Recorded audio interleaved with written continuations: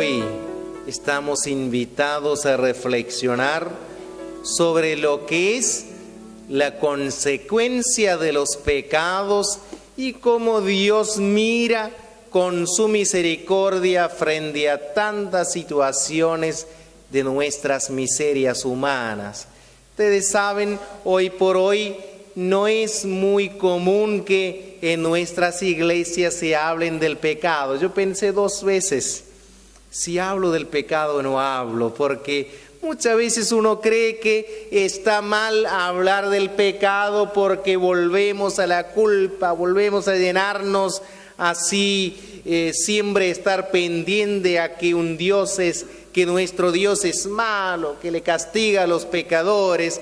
Yo creo que la cosa no va por ahí, sino realmente la culpa no viene de Dios, la culpa está generada dentro de nuestra propia mente, dentro de nosotros mismos que no hemos aceptado y asumido tantas situaciones de pecado. La culpa es el castigo que uno mismo ejerce sobre la persona. Pero sí, yo creo que hoy más que nunca como sociedad es necesario que tomemos conciencia. Hay situaciones de pecado y que hay que corregir y hay que enmendar. Hay mucha necesidad de arrepentimiento y hay mucha necesidad de pedirle perdón a Dios por las faltas. Y que les puedo asegurar, un buen acto penitencial y un buen sacramento de reconciliación sana muchas heridas. Y que muchas veces creo que hay situaciones donde el perdón sana corazones. Por eso muchas veces dicen, hacete una buena confesión, reconciliate con tu hermano con quien uno está herido y uno está así, se siente distanciado y lastimado.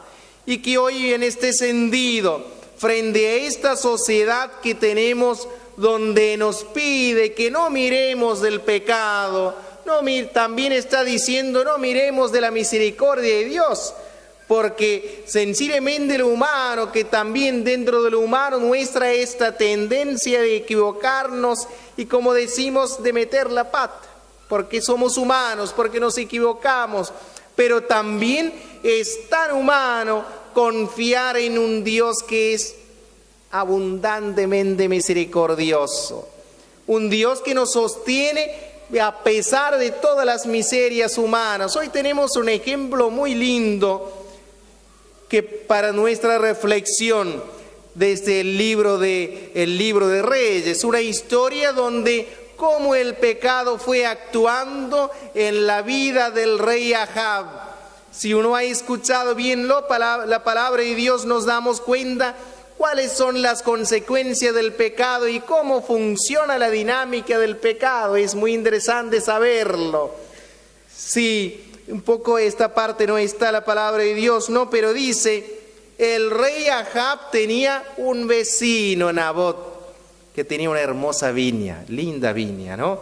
Y rey Ahab, cada vez que salía a su patio, veía esa hermosa viña y decía, qué lindo tener esta viña. Quiero tener una huerta aquí al lado. Va y le pregunta a Nabot, mira, yo quiero esta viña. Y dice, no te voy a dar lo que es la herencia de mis padres. Y el rey se enoja mucho. El rey se enoja, se entristece y se pone mal, como muchas veces nos pasa, ¿no? Los hijos adolescentes pide a mamá unos pesitos para salir y cuando la mamá dice, no te voy a dar, todos los berrinches que podemos imaginar. Y eso es lo que pasa también al rey Ahab. Se va enojado, se entristece, se echa en la cama y ahí viene una ayudante, la mujer. Dicen, vos no te preocupes, ¿qué te está pasando? Yo te voy a ayudar. Y que ahí aparece el cómplice del pecado. Si realmente vos quieres esta viña, yo me voy a ocupar de liquidarle al vecino que está al lado. ¿Y cómo lo hace? Y que lo hace sencillamente escribe una carta y le dice a 2 personas que dé falso testimonio contra Nabot y le manda a matar. Así se terminó el problema, ¿no? Y que entonces dice, bueno, ahora toma esta viña, y dice el rey Acab, toma posesión de la viña. Y que muchas veces esta historia se repite en nuestra vida.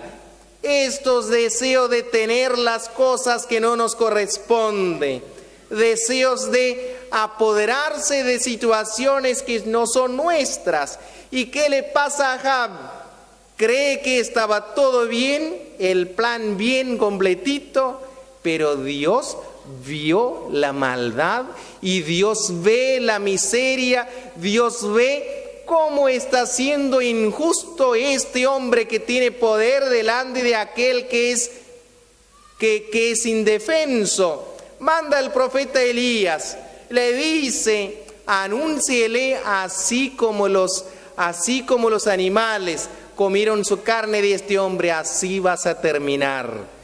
Fíjense, muchas veces, y después en la palabra de Dios dice, así le pasó al rey Acab, pero también vemos que Dios, cuando Acab escucha esto, Acab se arrepiente y Dios vuelve a ser misericordioso con él.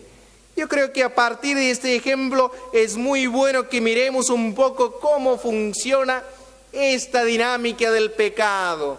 Todos aquellos deseos que no corresponden nos llevan al pecado en la vida.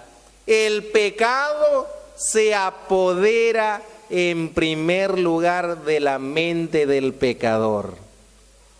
El rey Acab, aquel momento, la primera vez que vio esta viña, le nació este deseo de tener lo que no era de él.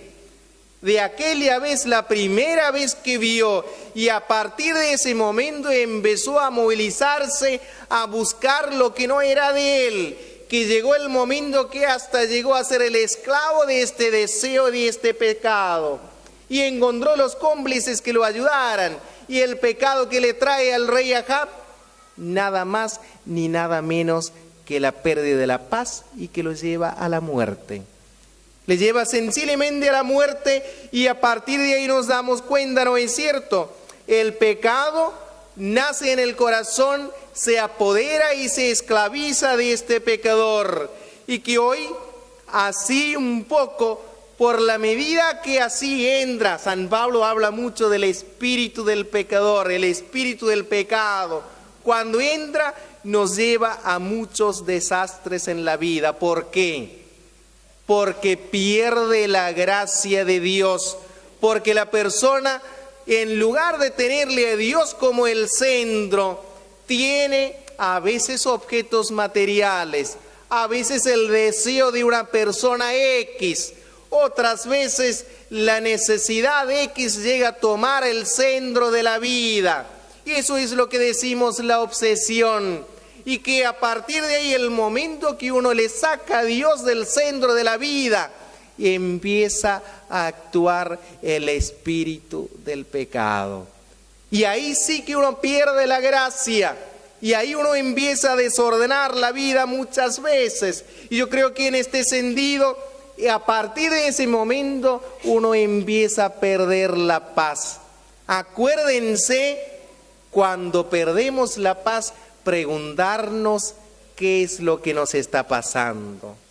Muchas veces que hay pecado que nos está molestando, hay el espíritu del pecado que está apoderando.